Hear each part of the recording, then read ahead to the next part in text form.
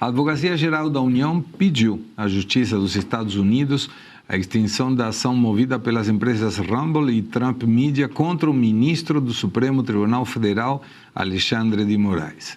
A petição foi apresentada ao Tribunal Federal da Flórida e sustenta que decisões do STF representam atos de soberania do Estado brasileiro e, por isso, não podem ser analisadas por tribunais estrangeiros.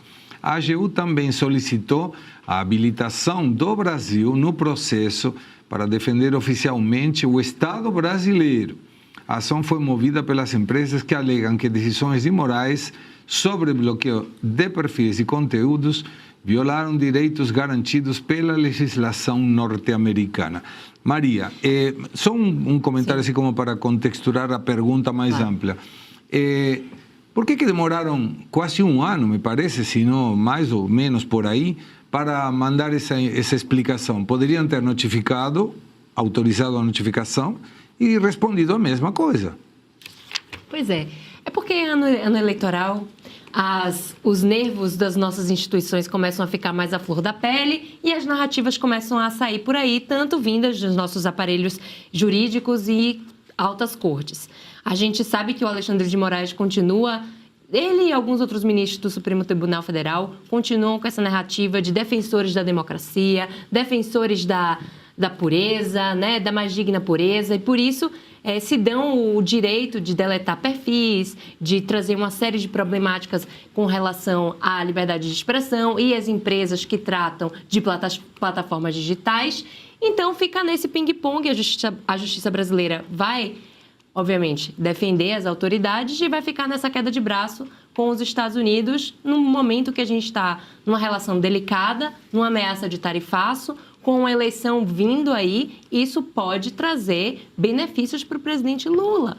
Porque não vamos esquecer aqui que o Lula, no seu pior momento político, teve ali o seu pior momento menos pior quando ele veio com a narrativa de Brasil soberano, batendo de frente com o Trump quando ele veio com o Tarifaço 1 lá no início de 2025. A gente está penando para viver um cenário 2 agora no pico das eleições.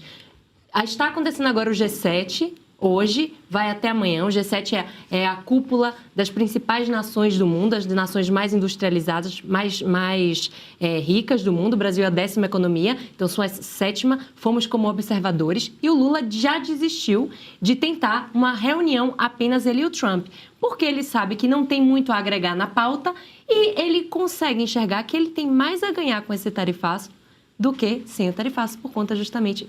Já sei o que você está falando. Você sabe por que eu vou te perdoar? Porque não está na pauta escrita. Mas isso que você acabou de falar é a próxima pauta. Não está na pauta escrita. Não está na escrita, por isso a gente não fala nada. E uma pessoa, inclusive, perguntou aqui no chat, antes, quando o programa começou, atualizações do G7. Vamos falar agora, vamos te mostrar aqui daqui a pouquinho um vídeo. Mas, Bárbara, vou contigo na seguinte situação. A estrutura jurídica do Brasil, mantendo a lógica internacional e a justiça romana, estabelece que o juiz, em primeira instância, é um só, ele pode errar. Então, por isso, vai para a segunda instância, que são 3, que podem errar no conceito do devido processo legal. Aí vai o STJ, que verifica se foi cumprido o devido processo legal. Não entra em provas, nem materiais, nem testemunhais. E se isso não alcançar, temos ainda a constitucionalidade do STF. Mas a pergunta é, se um ministro do STF erra, por que deveria ser uma palavra de um Deus? Não, é um juiz, da mesma forma que na primeira instância, que pode errar. Por que o Brasil, você acha, a AGU está dizendo que a determinação do ministro é uma determinação soberana? Quem vigia ou vigia. Então. É verdade, né? Mas a gente está falando agora da questão do Rumble. Sim. Certo? Então, inclusive nas eleições, a gente viu vários conteúdos serem derrubados, perfis sendo bloqueados, as agências de checagem.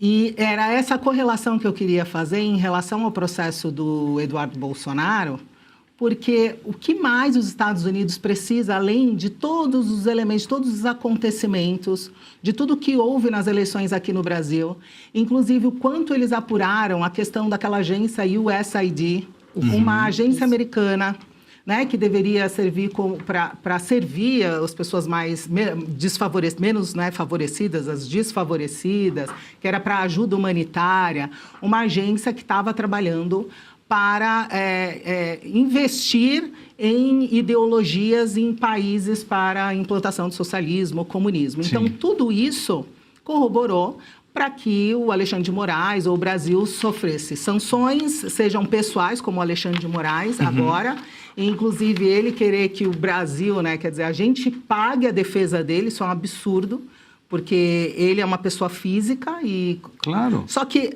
há muito tempo ele já vem se colocando como a própria instituição. Tanto que qualquer narrativa que seja divergente da esquerda é considerado um ataque às instituições, um ataque ao Estado democrático de direito. Então, ele se coloca como a própria instituição, como a própria democracia. Mas ele não está acima. Essa é a questão. O Supremo Tribunal Federal, ele é uma instituição que é composta por pessoas e ninguém está acima da lei, nem ninguém está acima da verdade, nem ninguém está acima da justiça. Mas assim eles se colocam.